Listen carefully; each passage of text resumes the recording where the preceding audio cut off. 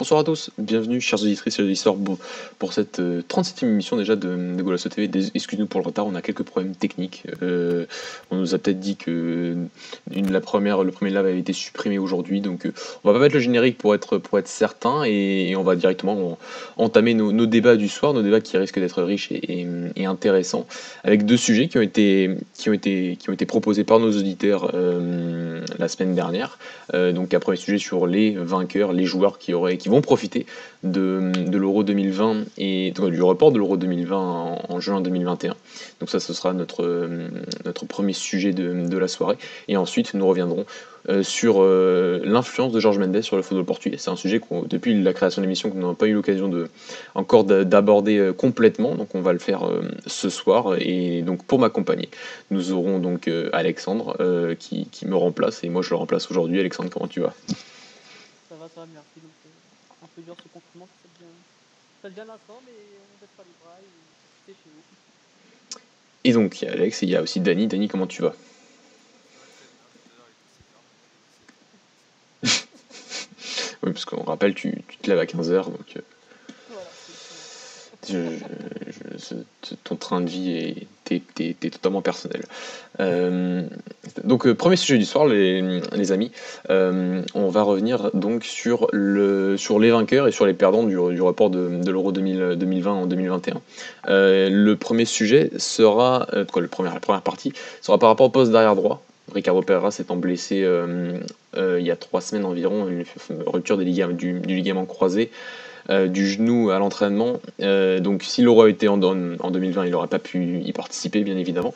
Mais il est en 2021. La blessure est cependant grave. Il y a une concurrence forte à son poste, on sait, avec Nelson Semedo et João Cancelo.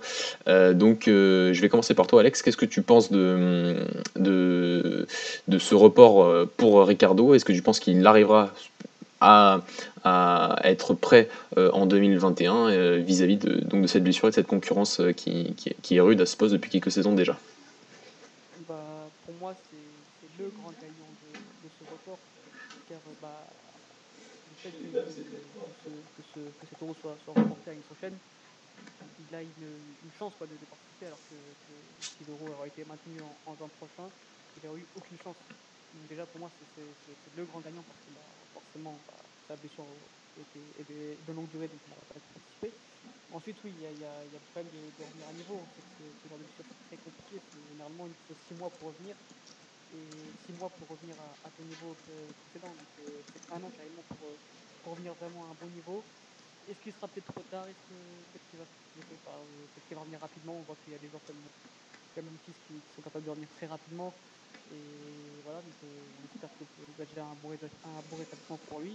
Et après, comme tu dis, il y a la concurrence. Je vois mal un joueur en Cancelo refaire une année sur le banc.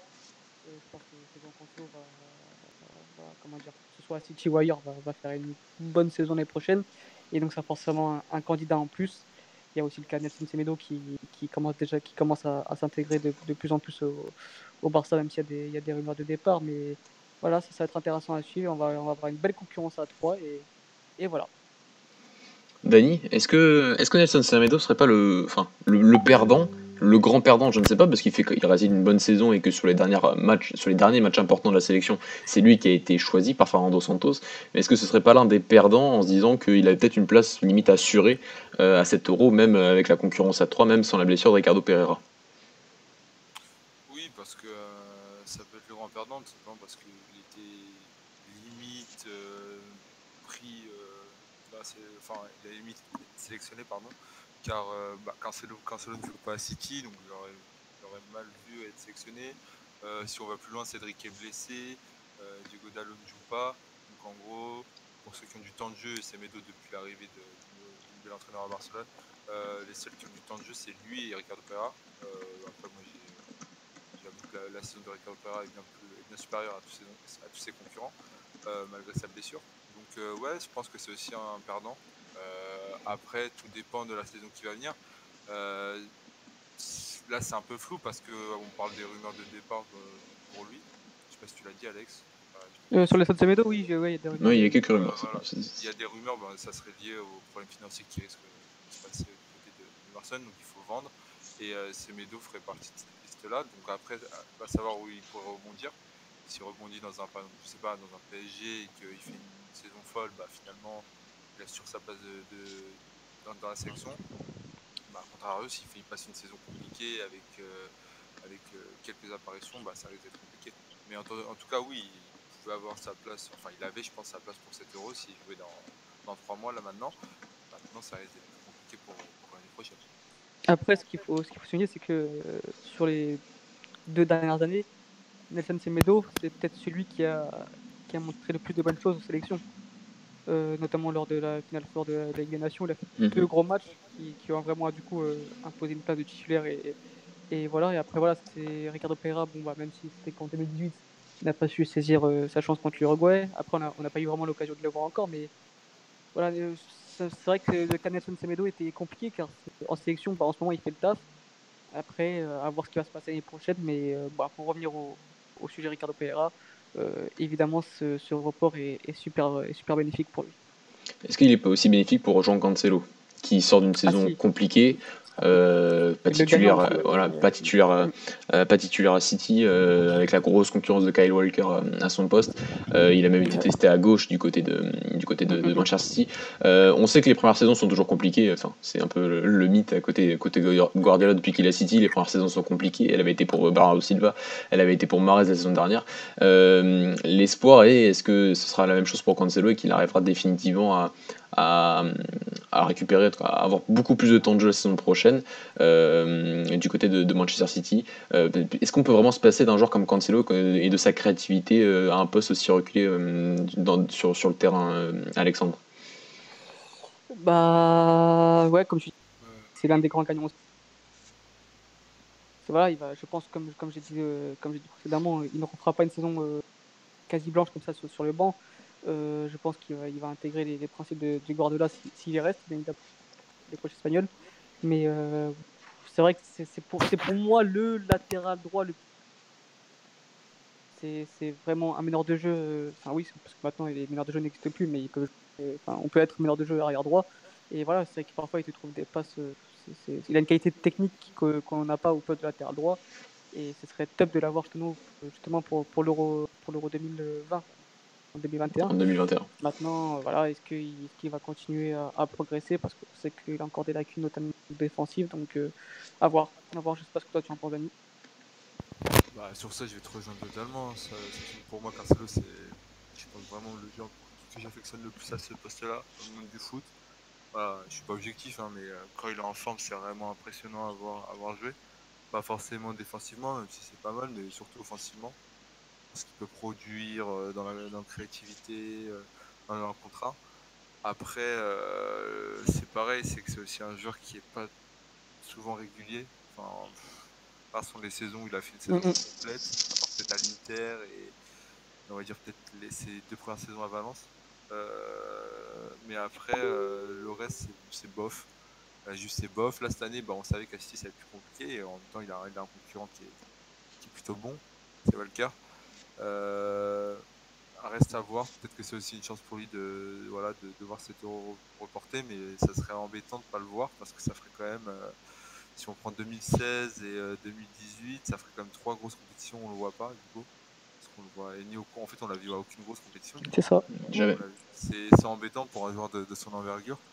Pour moi, est un joueur qui est limite de classe mondiale parce qu'au final, il a tapé déjà quasiment que les top clubs. Tout à fait. Et puis, il ne faut pas oublier les 6 premiers mois qu'il réalise à Juventus où c'était considéré comme l'un des meilleurs au monde. Après sa blessure et son retour, après ses 2 lignes avec Ronaldo, c'était pas ça. Mais malheureusement, après apparemment il y a des problèmes au sein du vestiaire, comportement.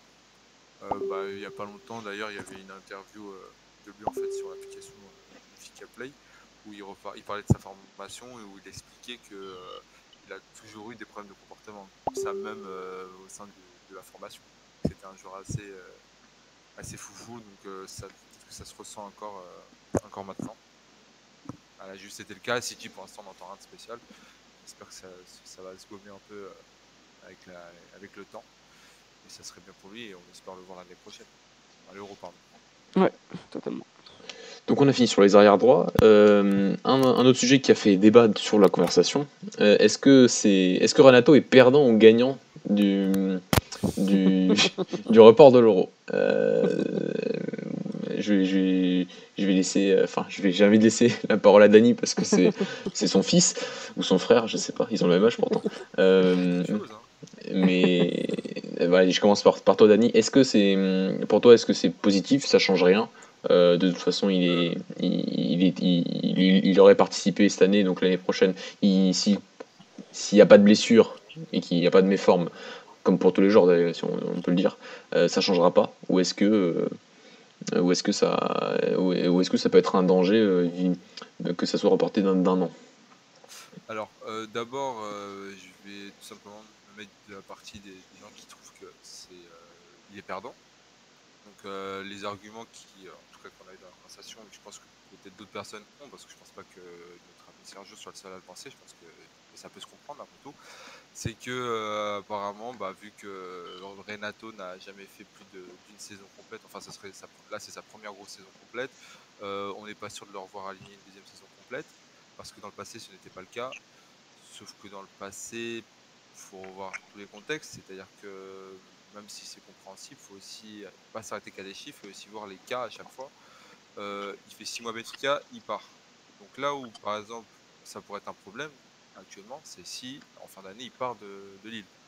Là, oui, ça pourrait être un souci parce que imaginons qu'il est dans un nouveau club et qu'il est toujours pas le niveau, en tout cas, oui, le niveau qui répond aux attentes, il risque de se retrouver sur le banc et ne pas jouer. Mais ça, c'est le risque de tout joueur. Mais il y a toujours un petit problème. Comme il y avait on avait peut-être quelques doutes, enfin beaucoup moins, hein, mais peut-être pour Bruno Fernandes d'échanger à 6 mois de l'Euro d'aller à Manchester United, bon bah il n'y a pas du tout de problème et tout va bien. Mais je crois qu'on a déjà eu ce cas pour qui? On a déjà des joueurs comme Quaresma qui était revenu à Porto pour essayer d'aller. C'était l'Euro, je crois, à l'époque, pour venir. Oui, c'était l'Euro. Mais ça, Non. ça n'avait pas Oui, oui, oui, qui était pour la Coupe du Monde 2014. non, oui, non, mon coup du monde 2014, mais ça n'avait pas fonctionné. Il l'avait pas pris. Enfin, il avait fait très, très bon, 6 mois très bon. Donc on n'a jamais de garantie.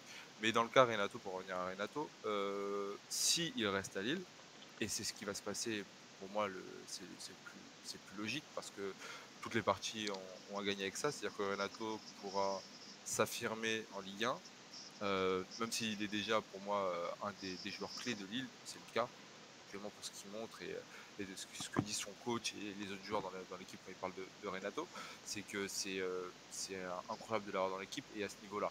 Que sa phase d'adaptation s'est très bien passée, il le dit lui-même, et que ce qu'il veut, c'est jouer, jouer, jouer et progresser. C'est ce qu'il fait. Il va arriver un moment où, pour moi, il n'a pas encore atteint son niveau maximum à Lille. C'est-à-dire que pour moi, il peut encore passer les paliers.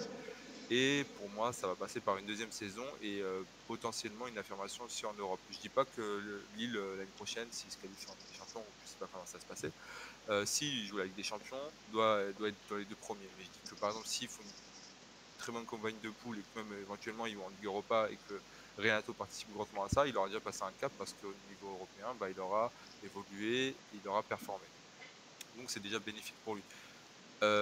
Et dans tous les cas, même si c'est pas le cas, il va encore faire une saison complète en Ligue 1.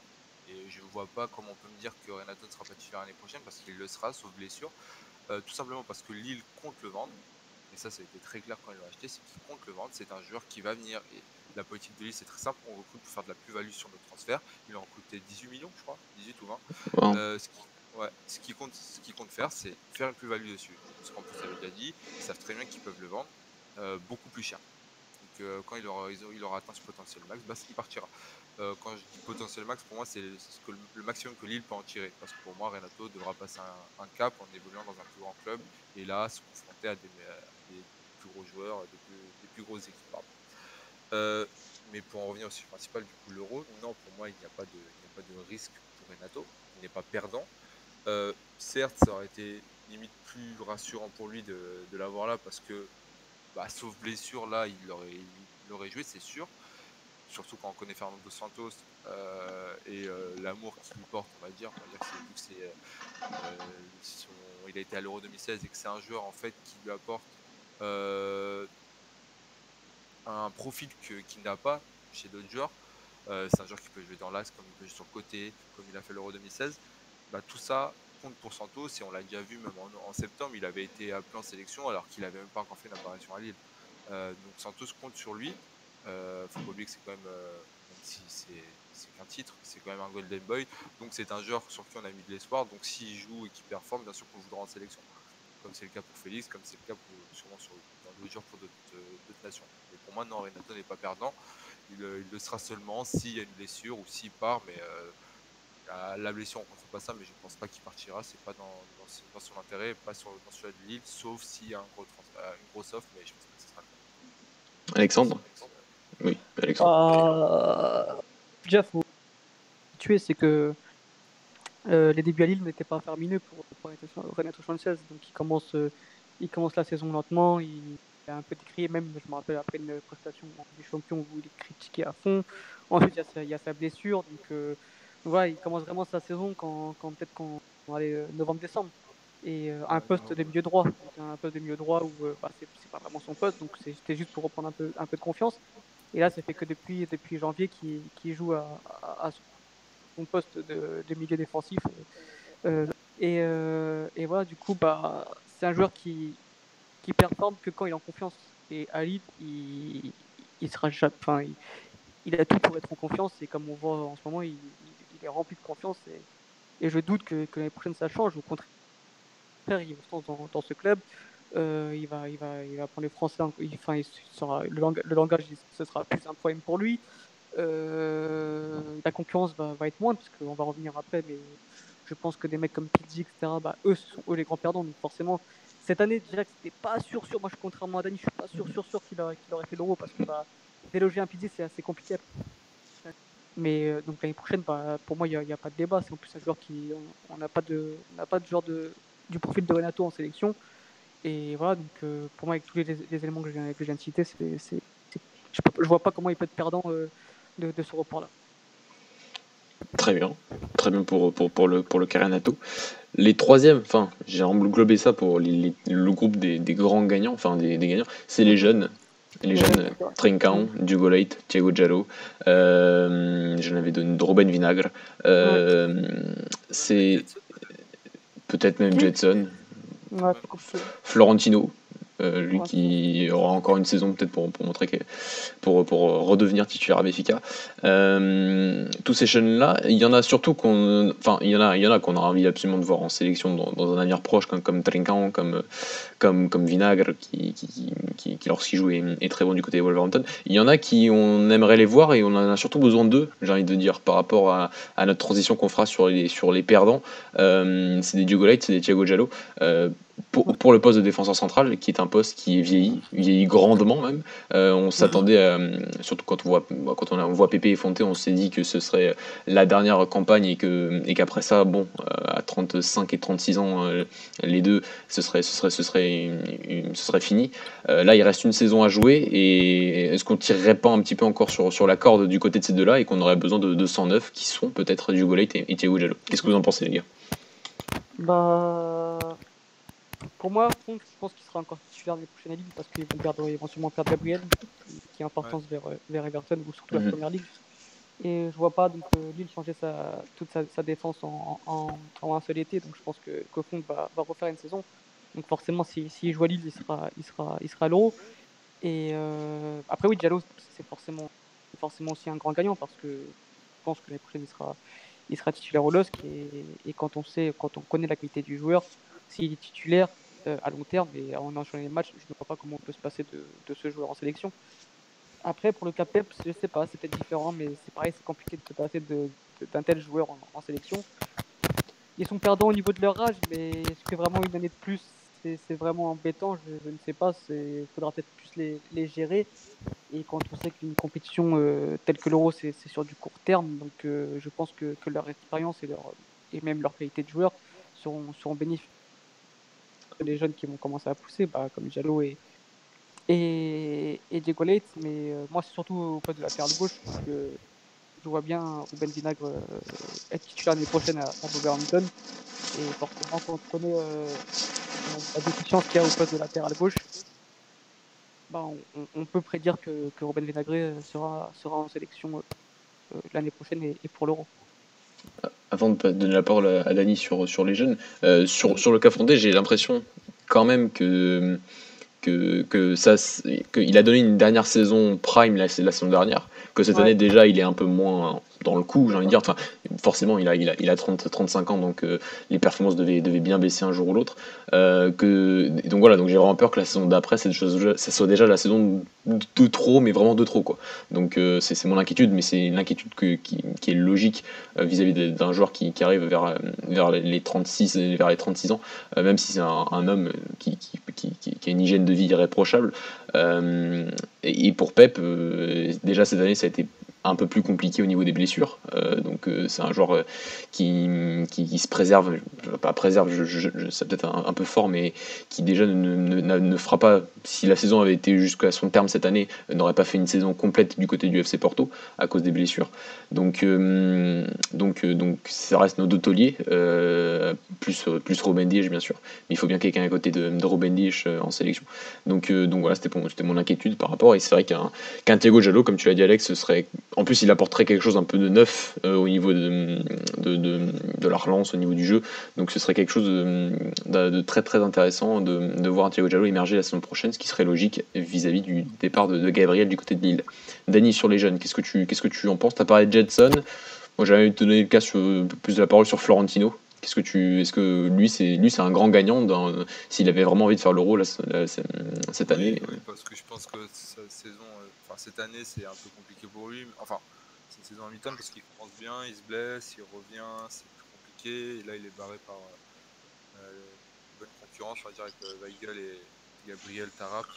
Et en plus, on était dans une période où Benfica se trouvait pas trop, n'était pas bon sur une mauvaise série. Et donc, il ne jouait pas non plus. Il a dû jouer peut-être 2 matchs sur le mois de février, en Ligue Europa et en Coupe du Portugal.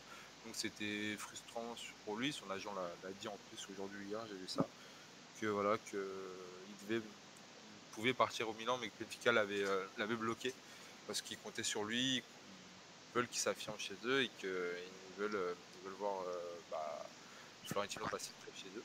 Et que je pense qu'on l'a déjà vu, c'est un top joueur. Et je pense qu'il peut correspondre à Santos, ce qu'il a besoin, et surtout à l'éventuelle chute de Danilo l'année prochaine, peut-être, si ça continue. Je sais pas. Parce que tu vois, moi je vois pas Danilo et William refaire une saison. Bah, le truc, c'est que je vois pas Danilo rester à Porto non plus l'année prochaine. Et sauf s'il part en Angleterre, ou ça dépend. En fait, ça dépend où il partira, mais là où lui devra s'adapter, Florentino risque de faire une saison où il va s'affirmer, on l'espère. Tu penses? Je sais pas, j'ai l'impression que. En fait, c'est simple, Florentino, soit il te fait une saison, il te fait 6 mois où il joue pas, et là en janvier, il te fait une Jetson, et je pense que ce sera la même pour Jota, ça veut dire que les deux partiront, je pense. Mais sauf que je vois mal ce scénario se produire. Je dirais même qu'en fait, la situation qui se passe en ce moment, c'est peut-être le plus intéressant pour ces deux joueurs, pour Florentino comme pour Jota. On va s'éloigner un peu de sujet, mais très brièvement, parce qu'au final, là, si on reprend la saison, je pense que ça sera au niveau du mercato. C'est là où les effectifs vont un peu tous se nettoyer, on va dire, et on sera vite fixé. Donc en fait, ils auront juste une saison pour savoir si vraiment ils peuvent aller chercher l'Euro 2021, parce que je pense qu'ils ont tous conscience de ça. Ils ont 1 an de plus pour aller chercher leur place. Et pour ces jeunes-là, à cet âge-là, il faut jouer, et il faut jouer régulièrement. Je pense pas qu'ils referont, surtout pour Jota, je pense pas qu'ils referont une deuxième saison complète sans jouer. Après, je te rejoins. C'est 6 mois max, et si ça passe pas, il y en aura un des deux qui sautera. Maintenant, moi j'ai plus de certitude. Je pense que Florentino, même d'après ce que je Benfica l'a bloqué, Benfica compte sur lui.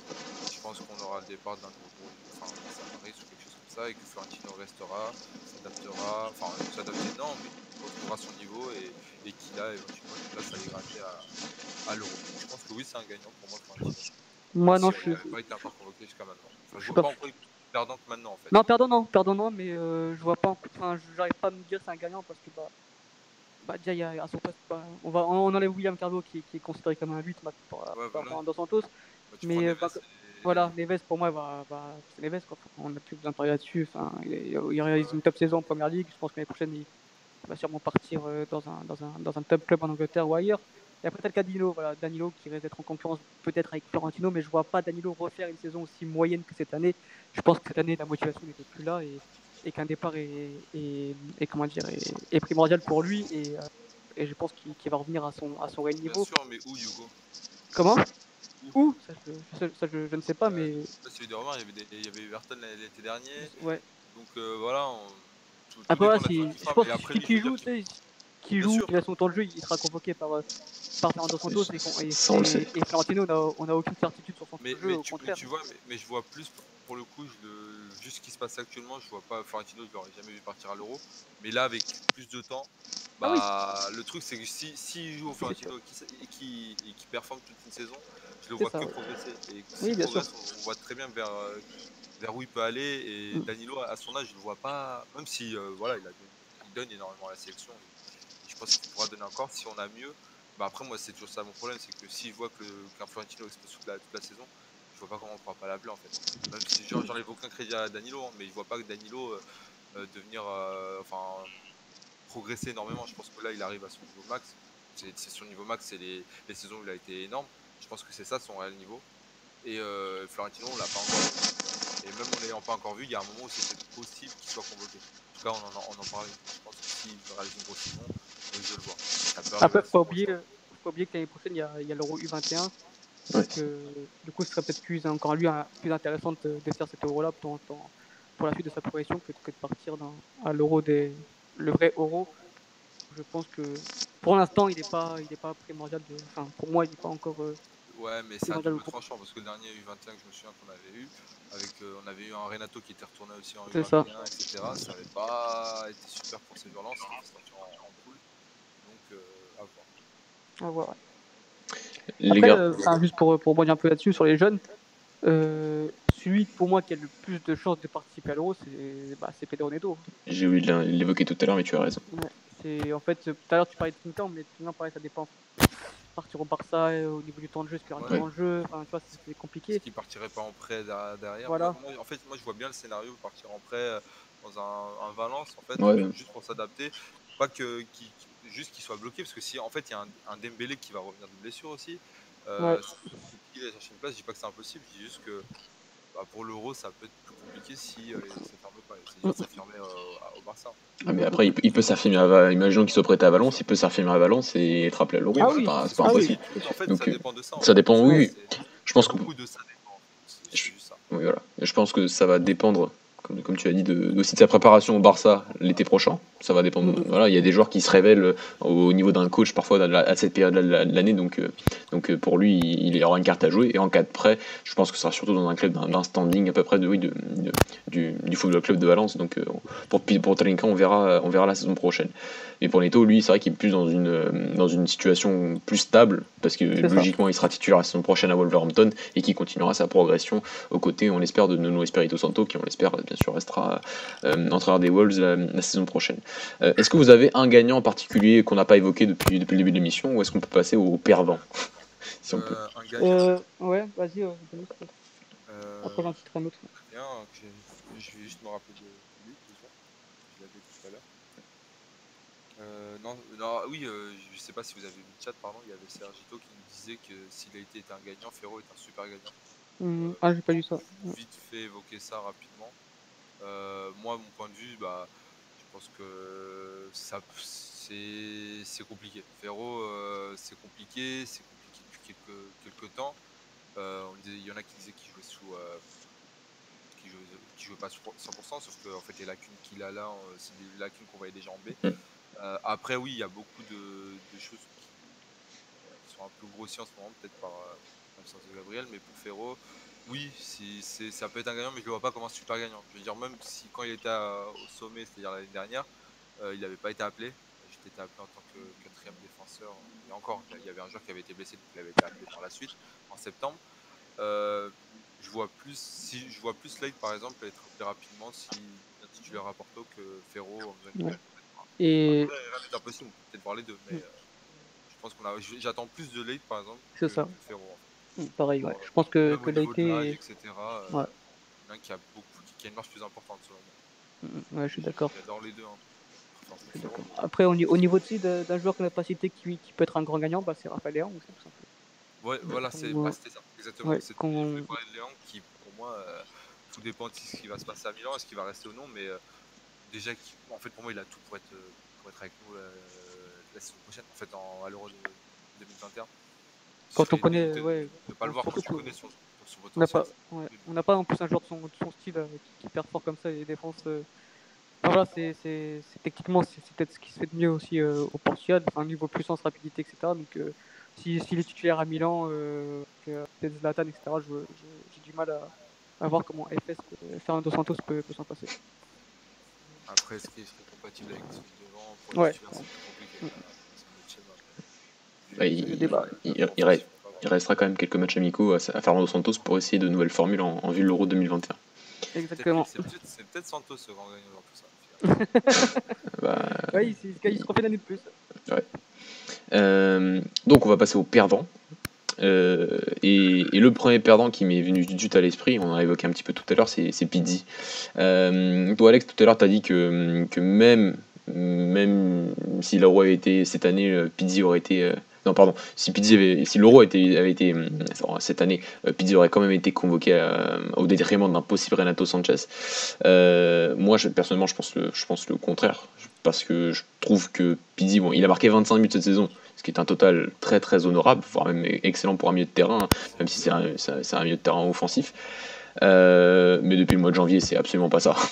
Donc je me dis que s'il avait continué sur cette série-là, ça aurait pu être beaucoup plus compliqué quand on voit un Renato Sanchez qui avait été replacé au milieu de terrain, comme on l'avait dit tout à l'heure, et qui performe beaucoup en Ligue 1. Donc voilà, mais est-ce que voilà, il sort de peut-être sa meilleure saison en termes de stats, l'une de ses meilleures saisons, même si elle reste quand même très irrégulière, une saison prime.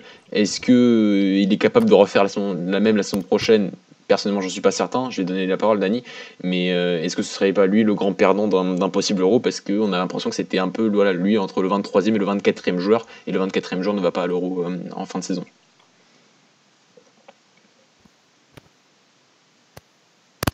Je peux prendre la parole? Oui, c'était pour toi. Ah, ok. D'accord.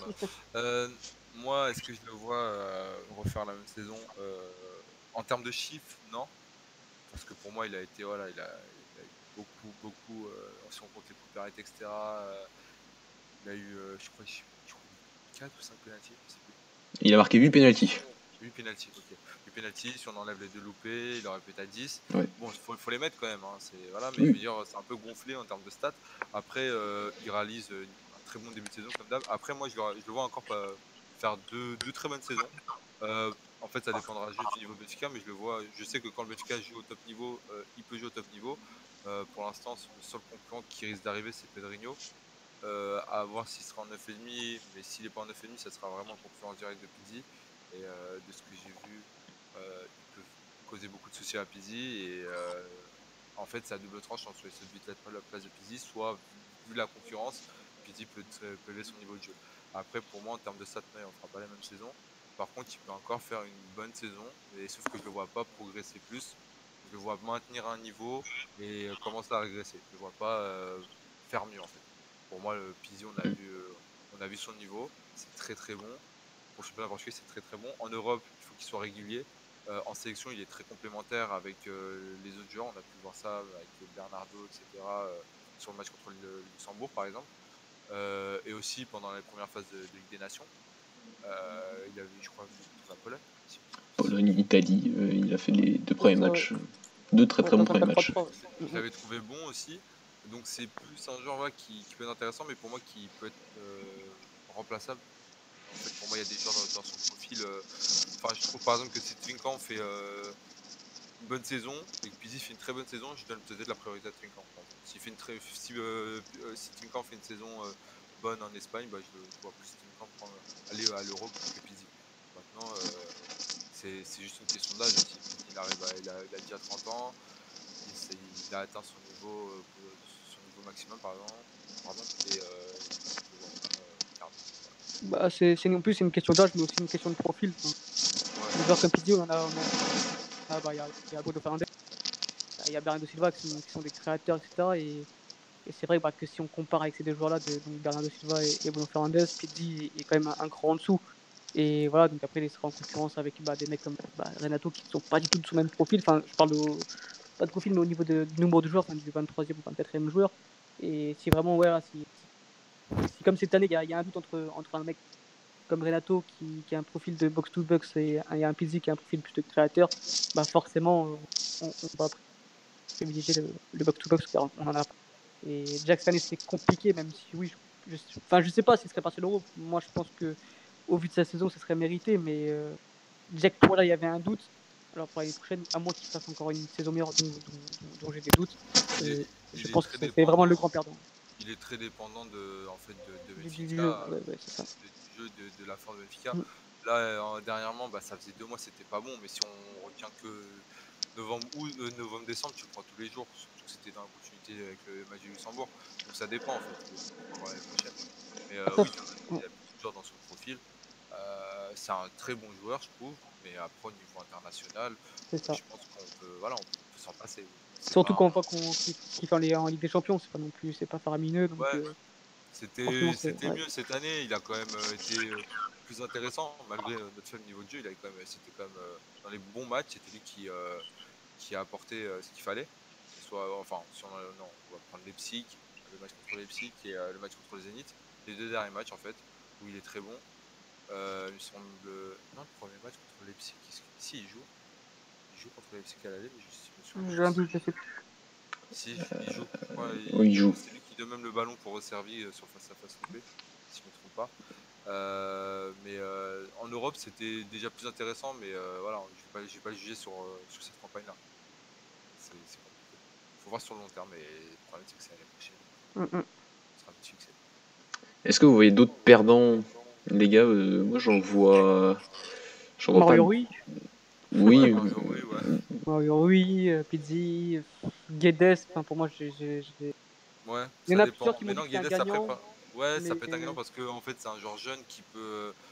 Qui selon moi, ça dépend ça dépend de son transfert. En fait, je pense que ce débat, il sera déjà un peu plus clair passé septembre-octobre parce que les joueurs auront déjà retrouvé leur club, auront déjà fait leur transfert. Là, Guedes, ça dépend de son transfert. C'est pareil, s'il reste à Valence, en espérant que c'était une saison à oublier et qu'on oublie vraiment cette saison, parce que là, s'il y va, c'est juste par rapport à pas un totem d'immunité, mais c'est juste par rapport à la Ligue des Nations, un truc comme ça, parce que là, au vu de sa saison, Guedes ne mérite pas d'y aller. Il y a des joueurs bien meilleurs à son poste. Voilà. Et Mario Rui, Alex. Vas-y sur Guedes.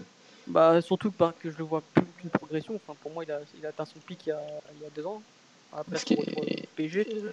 Et je ne vois aucune je vois plus de progression de ces joueurs. Au contraire, je vois une régression.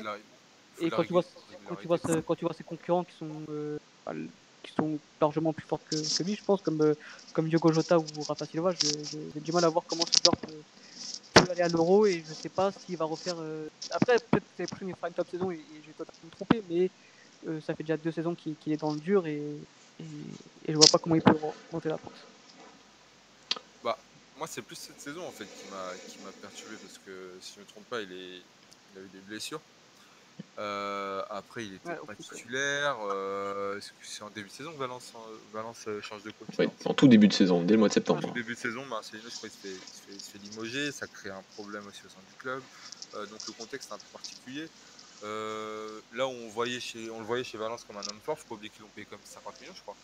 Pas. C'est ça. C'est un gros investissement. Moi, je pense que, comme tu l'as dit, son plus gros niveau, on l'a vu ce moment où il était en prêt. Je pense qu'en fait, il faut juste qu'il retrouve ce niveau-là et qu'il soit régulier. Je pense que le mot régularité, en fait, c'est vraiment le plus important parce que c'est ce qu'il faut à la plupart de nos joueurs. Et pour Guedes, s'il serait régulier, en fait, on n'aurait peut-être pas ce débat-là. Je pense qu'il pourrait être au sein de l'effectif, au sein de la sélection, parce que je pense qu'un mec comme Guedes, quand il est régulier, est peut-être plus intéressant qu'un Diego Jota. En tout cas, pour la sélection. Je pense dans le registre de la sélection, pour nos gens en transition, même si chez les Wolves, c'est un peu la même chose. Mais Guedes, je trouve qu'il mène très très bien ce registre-là. En termes de pressing et tout, c'est vraiment. Enfin, Santos, il adore ce genre de joueur. C'est exactement le même profil en plus, les deux. Donc, c'est vraiment celui-là qui fera la meilleure saison. Ouais, voilà, donc ça dépend juste. Au top niveau, j'ai quand même une préférence pour Guedes. Maintenant, à voir s'il retrouve ce niveau-là l'année prochaine. Et comme tu l'as dit, je pense pas qu'on le verra plus progresser. Je pense que son top niveau, il l'a atteint. Il faut qu'il le retrouve et qu'il soit régulier. C'est ça. D'autres perdants, les gars? Comme ça, non. Comme ça, je pense qu'on a fait le tour. J'ai envie de dire Jean-Mario, mais Jean-Mario, pour moi, il est perdant chaque année. Enfin, oui. Enfin, on sait pas. Non, peut-être. Non, S'il re-signe au parce que Sporting ouais, ou qui va t'en. Ouais, ouais. non, Je sais mais, non, pas. mais c'est possible. Non, Donc c'est- on mettrait en gagnant. Si re-signe au Sporting qui fait une grosse saison sous Ruben Amorim, bah ça bah, peut, on ouais, sait ça jamais, peut hein. être intéressant. Non, Malheureusement, mais on sait vraiment, jamais. c'est possible. On pourrait Non, mais citer c'est un possible. joueur comme Moutinho, mais ça m'étonnerait Moi aussi, ça entre m'étonnerait. guillemets, Moi, Ah, ça m'étonnerait. je le vois en sélection. Je le vois en sélection. clairement. Et encore cette année, il a un niveau Au-dessus encore. Ouais. encore très très bon. Encore très très bon. Ouais, Donc j'ai du mal à le voir faire une régression express la saison prochaine. clairement. Je suis Donc entièrement d'accord. Ouais. et que ça va un peu au-delà du juste du niveau de jeu, c'est Moutinho quoi. C'est les 120 sélections, c'est un patron, c'est l'un des capitaines de l'équipe. Donc je pense qu'il a quand même encore un euro dans les jambes du côté de Moutinho. Moi, juste pour les perdants, tous les joueurs de Braga, moi je les vois tous perdants malheureusement. C'est vrai, c'est vrai, c'est vrai. C'est à part peut-être Paligne, je sais pas, parce que le problème c'est qu'on sait pas s'il va revenir au Sporting. Il y a eu pas mal de rumeurs cette année comme un possible transfert s'il s'impose, mais donc il y a un transfert et donc il y a forcément une incertitude. Sinon tous les autres, bah, malheureusement, il y en a qui ont atteint un niveau que je ne sais pas s'ils atteindront un jour sur ce niveau-là, que ce soit Poligno, que ce soit Horta, que ce soit Sequeira par exemple, qui a déjà 30 ans, donc quand on a une saison de plus pour Vinagre, voilà, ça sera peut-être le coup de grâce. Donc malheureusement pour mes garçons, c'est peut-être la saison, le report de l'Euro n'est pas forcément bon pour eux, même si bien sûr ils n'étaient absolument pas certains d'y aller déjà cette année. Je te rejoins. Donc on a fini sur ce premier sujet, les garçons. Oui. Donc on va passer à notre deuxième sujet de la soirée, qui se porte sur cet acteur omnipotent, présent, limite on a l'impression dans tous les transferts, que ça soit du côté de Benfica, de Braga, de Porto ou moins du Sporting, bizarrement, depuis Alcochete en 2018. Voilà, mais Jorge Mendes, plus qu'un agent, un super agent, un homme influent au-delà du football aussi au Portugal. On voulait en débattre, on voulait se poser la question, et la question du débat c'est de savoir est-ce que c'est un bienfaiteur du football portugais ou un malfaiteur. On va en débattre, on a des avis divergents je pense entre nous trois. J'aimerais commencer par toi Dani parce que Jorge Mendes ça reste quand même un acteur qui est présent du côté du Benfica. Alors Non, il est si malheureusement, non. enfin malheureusement c'est à toi de me dire. Voilà encore avec le transfert de Jean-Félix la saison dernière. Qu'est-ce que t'inspire Jorge Mendes d'un point de vue global et qu'est-ce que t'inspire Jorge Mendes aux côtés de ton club et aux côtés de ton président, même s'il a souvent répété que Jorge Mendes n'avait pas de joueurs du côté de Benfica, on connaît son influence. Qu'est-ce que tu en penses en tant que supporter de Benfica? Bah, c'est mitigé. C'est mitigé parce que il nous a donné des. Le truc, c'est qu'il nous donne des bons joueurs. Si on va partir sur un truc concret et clair, sans rentrer dans les détails, c'est il nous donne des bons joueurs, mais ils partent aussi très vite. Mais quand ils partent pour des grosses sommes. Mais derrière nous, on va acheter des joueurs via le réseau Mendes qui sont aussi bons, moins bons que ce qu'on a vendu. On va mettre un certain prix. Ouais, c'est assez mitigé. J'ai en travers de la gorge le transfert de Renato qui va faire, qui va effectuer durant la phase Mm. d'élimination contre Bayern. J'ai le transfert de Guedes qui est fait parce que c'est la hype Guedes à ce moment-là parce qu'il performe depuis 2-3 mois et bam, il part au PSG. Bon, là, Félix, bah voilà, c'est toute la com aussi, je pense qu'il est aussi à l'origine de ça, c'est toute la com qui vient autour de lui, on encense un joueur, on le met plus haut que tout, sans forcément, sans forcément avoir atteint des performances incroyables en Europe, mais il a fallu peut-être un match de Europa League à Félix pour voir sa côte grimper d'un coup. Je pense que c'est aussi dû au réseau Mendes, et après bah, il sait faire grimper les offres, enfin, la demande, etc. Donc c'est bon, mais c'est frustrant parce que, par exemple, je pense que si on n'a pas le cas Mendes pour Félix, peut-être qu'on voit peut-être un an de plus chez nous. Peut-être, je sais pas. Est-ce que tu le vends? Après, si on n'a pas Mendes, peut-être qu'on récupère pas 125 Ouais, millions. c'est ça. Ouais, C'est donc, ça. c'est un peu des deux. Je pense qu'à l'époque aussi, Renato, on le vend très bien. S'il a ses objectifs, c'est énorme. À l'époque, on se rend pas compte, mais 35 millions pour le Bayern, à l'époque, c'est énorme. On, est, on Ouais, était c'était 35 millions d'euros, on était en 2016, donc il n'y avait pas le transfert de Neymar encore. Donc non, l'échelle était encore un peu plus basse. c'était Ravi Martinez. C'était Ravi Martinez Ouais. au-dessus de lui. C'était le seul qui était plus cher que lui. Mais pareil, j'ai aussi au travers de la gorge André Horta. André Horta, voilà, c'est pas une histoire très connue, mais une des raisons pour lesquelles il est parti, c'est Mendes. C'est-à-dire André Martin ne voulait pas passer sous Mendes et ça lui a valu un départ. Après, est-ce que c'est vrai, c'est faux? Moi, je suis persuadé que oui, il y a eu beaucoup de bruit de couloir par rapport à ça. Et après, pour Jota, c'est différent, mais je sais on sait aussi que Jota, il y a eu beaucoup de problèmes liés à ça. Et en fait, Benfica, j'ai l'impression que des fois, il est dépendant de ça. C'est-à-dire qu'un joueur qui ne veut pas passer sous Mendes ou qui est sous Mendes, bah, on n'a pas le monopole dessus. Et ça, c'est actuellement. Quand on parlait à l'époque de Doyen Sport, etc., c'était déjà encore plus compliqué, je pense. Enfin, je pense que là, tu peux en parler plus que moi. Oui, mais je voulais d'abord aller poser une question à Alex, qui a un œil un peu plus extérieur par rapport à nous, qui supportons des clubs qui sont fortement impactés par Jorge Mendes. Je parle aussi de Braga. J'aimerais te poser une question, Alex, par rapport à lui, parce qu'il rentre aussi dans des clubs et dans des projets qui marchent, et qui marchent très bien.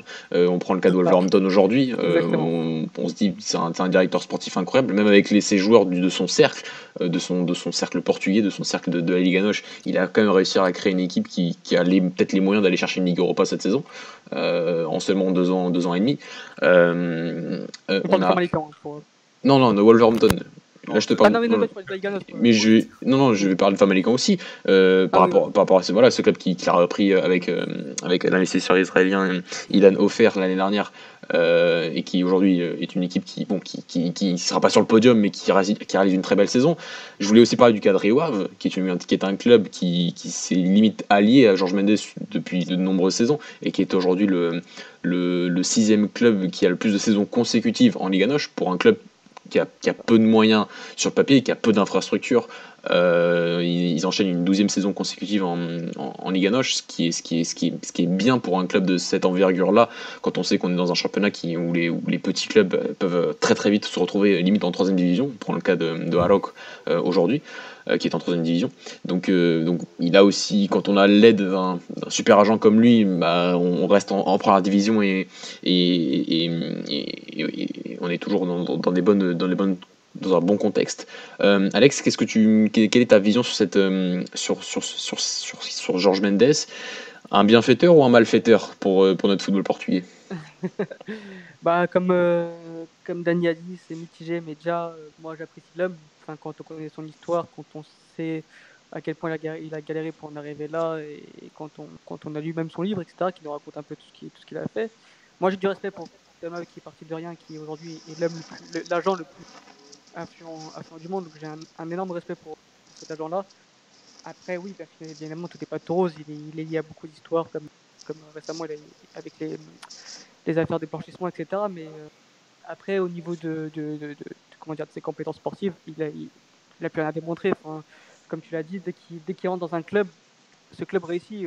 On l'a vu avec Valence, par exemple. Bim, il arrive, il t'impose Nuno Espírito Santo, et bim, il te fait une Ligue des Champions, alors que ça faisait je sais pas combien d'années qu'il ne participait pas avec des champions. Il arrive à Monaco, pareil. À Wolverhampton, voilà, il va faire de ce club-là un bon club de Première Ligue, alors qu'il s'était promu il y a 2 ans. Enfin, toujours avec Nuno. Oui. Donc voilà, c'est un mec qui oui, peut-être qu'il va te poser des problèmes, mais aussi qui te permet d'avoir des bons joueurs et de construire un bon projet. On a vu, PSG a refusé de s'allier à lui, et peut-être c'est pour ça qu'on passe pas les 8e depuis je ne sais combien d'années. Donc voilà, tous les clubs avec qui bossent, ça marche, ça gagne. Et puis il y a aussi des cas de transfert qui permettent aux joueurs de progresser. On a vu le cas le plus marquant, c'est Bernardo Silva. Le joueur galérait au Benfica, il jouait en équipe B, n'avait pas tant de jeu. Et grâce à Jorge Mendes, tu parles. Et maintenant, l'histoire parle pour lui-même. Sans Jorge Mendes, peut-être que Bernardo ne serait pas posé à Benfica et aujourd'hui se retrouverait dans un club moyen de la Liga NOS. On ne sait pas. Après, il y a le retour du bâton avec des joueurs comme Pedro Neto, qui l'a envoyé à la Lazio à peine 17 ans. Il l'a mis dans un bourbier pas possible. Et avec Antonio Jordan, voilà. Donc voilà, il y a le cas aussi, le cas Félix, qui pour moi a été mal géré. Il n'aurait jamais dû signer à l'Atlético, mais bon, c'est le débat. Qui l'envoie à Barcelone à peine 18 ans, 19 ans. Donc voilà, c'est mitigé. Il peut te faire de très bonnes choses, comme il peut te faire aussi de très mauvaises choses. Mais je pense que si j'aurais été joueur, j'aurais tout fait pour travailler avec lui, car voilà, il a un réseau énorme, et il te permet toujours de rebondir, comme le cas, encore une fois, Pedro Neto, qui était à la Lazio. Bim, il se retrouve à Wolverhampton grâce à Jorge Mendes, grâce au réseau Jorge Mendes. Donc voilà, j'ai un grand respect pour tout ce qu'il a réalisé depuis le début de sa carrière. Lui, comme d'autres joueurs qui sont même pas portugais, comme Fabinho par exemple aussi. Comme Fabinho, exactement, oui. Fabinho qui passe je crois que si je ne me trompe pas, il est au Real, il atterrit à Rio Ave, c'est ça. Monaco, etc. Enfin, c'est plutôt énorme. Et tu as aussi Ederson aussi. Ederson Aussi. qui part chez nous. On avait aussi le cas, si je ne me trompe pas, il y avait Di Maria aussi à l'époque qui va le vendre au Real et qui nous apporte T'en un as gros plein. transfert à l'époque, 30 millions pour nous à l'époque c'était énorme quand il part au Real. Et pour un cas précis, pour Cancelo par exemple, je trouve que c'est peut-être un cas énorme parce qu'au final Cancelo il le cale Ronaldo et Cancelo sur le même transfert au final. Enfin je sais plus si c'est d'abord Ronaldo ou d'abord Cancelo, je sais plus comment c'est lié. Je sais que via l'un transfert, il arrive à caler l'autre. Et Cancelo, il l'a déjà sorti, il l'a calé à l'Inter, il l'a calé à Valence il l'a calé à l'Inter, de l'Inter il l'a calé à Juventus, il arrive encore à le caler à City. Quand tu es sous son aile, franchement, certes, tu n'es pas fidèle peut-être à un club, voilà. Mais c'est d'abord les intérêts du joueur. Et si tu es bon, généralement, tu fais une grosse carrière. C'est ça, exactement. Pour le joueur, c'est bon. Mais pour les clubs, par contre, c'est plus compliqué. Et ouais, c'est d'accord. avec et il y aura des coups mauvais, mais tu auras toujours un bon retour finalement. Mais si tu travailles pas avec lui, généralement sur le marché, tu as plus de galères à faire des bons coups. C'est pas impossible, mais tu as plus de galères. Tu n'as pas les bons tuyaux, on va dire. Et non, mais t'as tout résumé. Hein. Juste par rapport à Nuno, c'est juste pour l'anecdote, c'est quand même le premier joueur qu'il a sous son aile en tant qu'agent, si je ne me trompe pas. Ouais, c'est ça. C'est assez beau, on va dire, entre guillemets, de voir qu'il arrive aussi à projeter en tant qu'entraîneur, à le lancer dans peut-être un des plus beaux projets qu'il ait fait pendant ce Wolverhampton. C'est peut-être le plus intéressant pour l'instant. Surtout comme tu as dit, c'est vrai que si tu es bon et que tu travailles sous Jorge Mendes, c'est quasi impossible de passer à côté d'une carrière. Donc voilà, c'est un mec qui a un tel réseau qui va toujours te placer dans les bons clubs au bon moment. Et voilà, donc je pense que tu as entièrement bien résumé la chose. Moi j'ai envie d'apporter un avis un peu différent du vôtre par rapport à Jorge. C'est un personnage qui a beaucoup travaillé avec Braga, qui travaille toujours avec Braga, mais qui au début de la décennie dernière a énormément travaillé avec Braga, qui a fait progresser, qui a fait passer un palier. Antonio Salvador s'est allié à Jorge Mendes pour essayer pour passer un palier, pour avoir d'autres joueurs, des joueurs d'un meilleur niveau. Certes, pas forcément de ne pas avoir l'argent des transferts ou d'avoir l'entièreté des droits économiques avec la tierce propriété à l'époque, mais c'est un joueur qui a fait progresser, c'est un agent qui a fait progresser Braga par les joueurs qu'il a mis en place, qu'il a mis à Braga. Donc ça, je ne peux pas le nier. Je peux pas le nier qu'on a fait une finale de Ligue Europa, on en a parlé la semaine dernière, avec dans notre effectif de très nombreux joueurs qui appartenaient à Jorge Mendes. Donc ça, je ne peux pas le nier. Mais quand je vois ce qui s'est passé avec le Sporting en 2018 et qu'il a coulé le Sporting pour quelques saisons et que le Sporting s'en remettra, je l'espère, parce qu'il faut un Sporting fort et il faut des clubs forts dans notre championnat pour progresser, si on a une vision globale. Mais le Sporting va mettre du temps, va mettre beaucoup de temps à s'en remettre, déjà qu'il était dans une crise. Il a profité de cette crise, de cette brèche pour son business, ce qui ne peut pas se comprendre de mon point de vue, mais dans son point de vue économique, c'était une opportunité parfaite de faire de l'argent, puisqu'il n'avait pas les transferts soi-disant sur le papier à gérer, donc il n'avait que la commission à avoir, et donc c'était limite une mine d'or sur tous les joueurs qui sont partis à l'époque. Le problème, c'est qu'il a coulé pour quelques saisons, un des trois grands du football portugais. Et donc ce point de vue-là, c'est que pour moi, ça reste de toute façon, dans la facette super agent, il y a une facette, la belle facette, comme on l'a évoqué tout à l'heure, avec Wolverhampton, surtout que lui, en plus, il est très fort au niveau de la compréhension du domaine sportif, c'est un fait. Sinon, il n'aurait pas réussi aussi bien dans tous les clubs auxquels il a entrepris des projets. Mais il y a aussi la facette noire de ce qu'est un super agent, c'est le blanchiment d'argent, c'est les différentes enquêtes qui sont apparues il y a quelques semaines, c'est la triangulation des joueurs qui passent par le Brésil pour blanchir de l'argent, c'était la tierce propriété tout début de la décennie dernière, c'est la facette noire du super agent, totalement illégal, mais il passe au travers des gouttes depuis des années, comme les Mino Raiola, les Pinizahavi, depuis des décennies. Par contre, ce qu'il a fait au Sporting, c'est un vrai acte de malfaiteur, c'est-à-dire qu'on a un club au niveau sportif qui va mettre longtemps à s'en remettre pour son business. Et donc pour moi, ce cas-là spécifique du Sporting me reste. Et pourtant je suis loin d'être supporter du Sporting, mais me reste clairement en travers de la gorge parce qu'on va se retrouver avec un club qui a du mal, qui va avoir du mal à se relever, et qui se relèvera, qui mettra peut-être très longtemps à se relever d'avoir perdu autant de joueurs cadres sur un mercato. Donc c'était mon avis sur Georges Mendes, et aussi que c'est un homme que quand voilà, tu t'allies à lui, tu ne peux pas en sortir. C'est soit il s'en va de son plein gré, mais tu n'en sors pas. Braga aujourd'hui négocie beaucoup moins avec Georges Mendes, mais il y a toujours son nom dans les transferts des plus joueurs qu'il n'a pas forcément.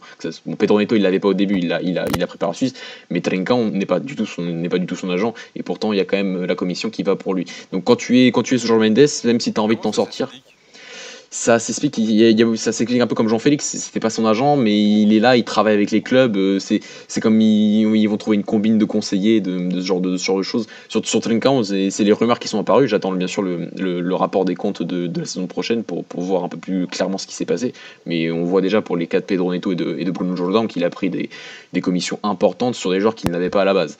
Donc voilà, c'est difficile de s'en sortir, quand tu travailles avec lui, tu dois payer, et même si aujourd'hui t'apportes moins de joueurs et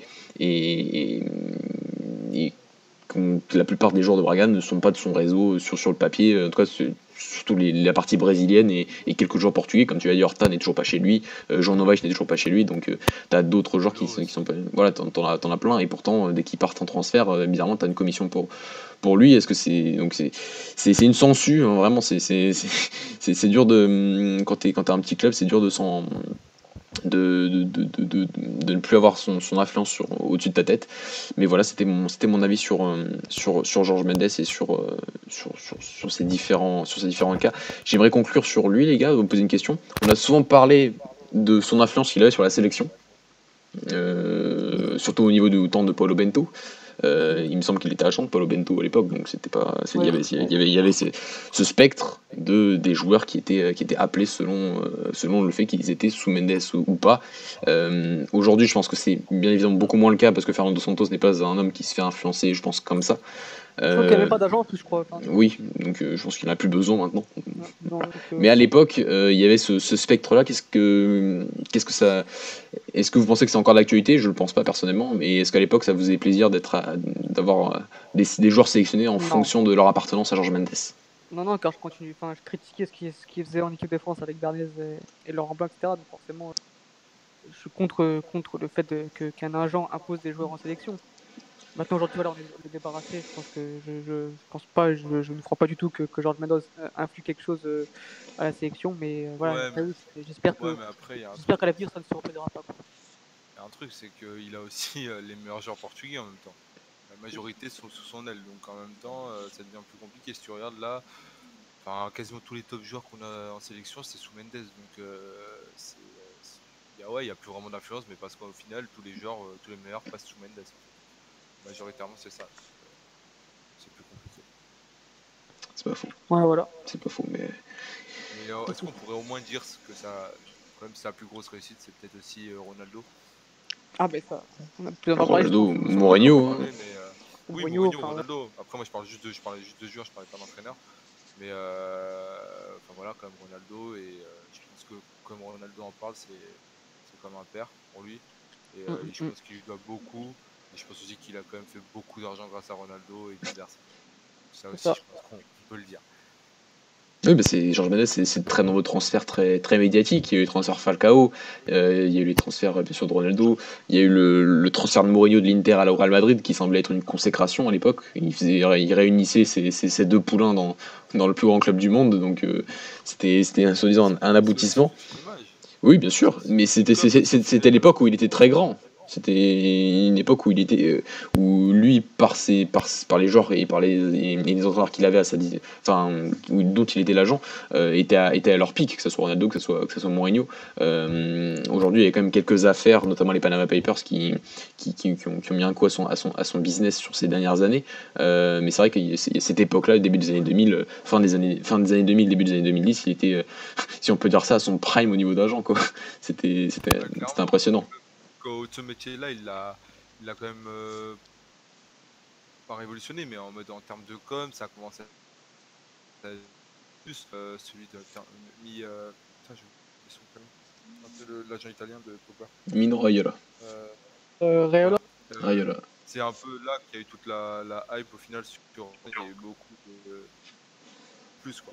Et c'est aussi le côté négatif, c'est que les agents impactaient beaucoup trop les joueurs et donc pouvaient aussi créer des problèmes au sein du club. Mais je pense que ça vient aussi de là. Sous Mendes, c'est aussi grâce à Mendes. Le métier d'agent s'est beaucoup développé par rapport à Mendes, je pense, selon moi. Clairement, je te rejoins. C'est vrai que il est entré il a fait de ce métier comment dire, un nouveau business en fait. Et j'ai pas l'impression qu'avant Georges Mendes, il y avait autant de business autour de ce métier-là. Bah, il était plus, comment dire, il était plus dans l'ombre. C'est-à-dire qu'on Ouais, voilà. on dit souvent que c'est l'élève de Pinizaï, l'agent israélien, que lui, Pinizaï, qui est l'agent de Jean Jesus d'ailleurs, était un peu plus, travaille bien plus dans l'ombre, mais avec une influence incroyable. Mendes a un peu plus révolutionné enfin, le style de l'agent, mais très communicant. Et comme Qui se Raiola aussi. montre, Voilà, qui se montre beaucoup maintenant, qui a son entreprise, qui gère 1 million de joueurs, et il y a plus un téléphone à la main, voire deux. voilà, c'est ça. C'est ce Voilà, côté-là. qui se montre beaucoup à la télé, qui fait un livre, qui fait Mm, des mm. documentaires. Donc il y a beaucoup de ça autour de lui. Je pense que ça a beaucoup nourri, ça a beaucoup nourri aussi les joueurs qui étaient aux côtés de lui. Ça a donné aussi à beaucoup de gens, ça a donné envie de travailler avec. Parce qu'au final, quand tu connais quelqu'un, qu'il est médiatisé, qu'il est connu, bah, c'est peut-être toujours mieux de travailler avec lui s'il a une bonne image, etc. Le problème, c'est que dès qu'il y a aussi des polémiques, bah, ça peut aussi t'impacter. Donc ça va dans les deux sens, je pense. Est-ce que vous avez quelque chose à rajouter sur Georges Mendes, les gars? Non, c'est suffisant. Que si c'est de sa faute par rapport à Jota, on va devoir casser les pieds. On va avoir un problème. Ouais, voilà. Mais sinon, non. Ok, bah, je pense qu'on arrive au terme de notre émission de ce lundi 30 mars 2020. 37e émission déjà. On va passer aux mentions spéciales. Alors moi j'en ai pas préparé, je vais essayer d'en trouver une rapidement. Je sais pas si vous en avez une, Moi, les j'en gars. ai une, ouais. Oh, Bah vas-y mention Dani. spéciale au coronavirus, j'en ai marre. Mention- Ça commence à devenir chiant. Voilà, 15 jours c'était drôle, maintenant c'est compliqué. Hein. Et on est qu'au début. Et On est qu'au début, ouais. mention spéciale aux jeunes aux jeunes Benfica, mais aux Ouais. jeunes Non bah toujours tiens, de la formation, attends. qui ont vu en fait leur saison annulée, que ça soit pour la U6, je sais pas si c'est sûr encore, mais en tout cas les clubs portugais pourront pas participer, donc dans ce cas-là, Benfica, qui ont vu leur saison être annulée. Donc j'ai vu beaucoup de posts des jeunes, de nos jeunes en tout cas, de ceux de Benfica qui étaient complètement abattus parce qu'on ne se rend pas compte, mais c'est les années les plus importantes pour eux. Les années où ils évoluent le plus, les années où même ils sont tous ensemble, c'est un groupe limite d'amis finalement, qui se connaissent depuis un certain temps et c'est toujours un peu un rêve d'aller chercher un titre de champion junior à cet âge-là et c'est aussi un moment où ils peuvent se montrer et la UCIC par exemple, on a vu l'année dernière avec Porto, peut apporter beaucoup à ces joueurs-là. Donc grosse dédicace, grosse mention à eux et force l'année prochaine on ira chercher ce titre, en tout cas au Portugal j'espère. Ah, tu es le père de tous ces garçons. Moi je les adore. Ah, moi aussi. Ah, le pire c'est vraiment que j'ai pensé à faire ça une seconde avant que tu le dises. Donc ouais, parce que bah attends, en plus il y a Benfica est en Youth League et cette année il y avait clairement moyen d'aller la chercher. Ah ouais, Je trouve c'est ça vraiment. aussi C'était. qui me fout le seum, parce qu'à part Salzbourg je voyais Ouais. pas grand monde nous barrer la route. Il suffit de voir Liverpool, c'était et encore on a gâté les occasions parce que je pensais vraiment qu'on Oui, pouvait leur mettre une énorme PC, donc ça me déprime parce qu'il y en a beaucoup qui pour moi allaient évoluer. Je pense que cette fin de saison allait faire évoluer beaucoup de joueurs, que ce soit les Dantas Morato, mais aussi les Enrique Pereira, les Ronaldo Camara, les Felipe Cruz, tout ça. Je pense que tous ces joueurs-là pour aller progresser et ça me gêne un peu parce que j'ai aucune idée comment ça va se passer en fait. La nouvelle saison, je sais pas sur quoi ils vont se baser, je sais pas comment ils vont monter d'un cran, ceux qui vont passer en B, ceux qui vont rester en junior, je sais pas comment ça se passe. Je pense que même les clubs sont dans le flou. En tout cas, ça revoit tous leurs plans, quoi, surtout pour nous. C'est chiant. Ah, je suis d'accord avec toi. Bah, je vais quand même la faire pour mes U19 et mes U17 parce que nos U19, voilà, j'attendais en plus ce match absolument entre nous et Benfica. Nos U19 étaient invaincus cette saison, donc on verra jamais ce match entre les 2002-2001 de Benfica et de Braga. C'est malheureux. Et U17 aussi qui je pense aurait pu. Oh non, oui, bah, on aura peut-être fini. Moi je pensais j'ai toujours pensé qu'on finirait deuxième des juniors cette année parce que Ouais, je pense aussi, Benfica c'était impressionnant. Et et en U17, je pense que limite on avait les chances d'aller chercher ce titre cette année vis-à-vis des derniers matchs que j'ai avec de Porto, et vu ce que m'a dit Alex sur les U17 de Benfica, que c'était pas extraordinaire, donc je me suis dit pourquoi pas. Mais ouais, je les ai vus s'entraîner en plus la semaine dernière. Donc juste après l'annonce que le championnat était terminé, ils continuent à s'entraîner à la maison, donc c'est vrai que c'est toujours plaisant de voir ces garçons qui sont des groupes de potes, quoi, et donc tu sens une vraie union et qu'ils ont envie d'aller chercher des choses ensemble, et que malheureusement cette année ce sera pas le cas, mais c'est pour des raisons bien évidemment de prévention sanitaire, et c'est tout à fait normal. Alexandre, est-ce que tu as une mention spéciale? Ah oui, c'est bon, le coronavirus, Ah, moi, ouais, c'est le coronavirus. c'est le coronavirus. Ok les gars, bah, on va remercier tous nos auditeurs. Donc on pense que le live n'était pas sur Twitter, mais n'était que sur Twitter, donc il sera bientôt disponible sur YouTube comme d'habitude, juste après l'émission. Bonsoir les gars, bonsoir Dani, bonsoir Alex, et bonsoir à tous nos auditeurs. Bonsoir à tous, et restez chez vous. Et restez chez vous, bien sûr. Restez chez vous.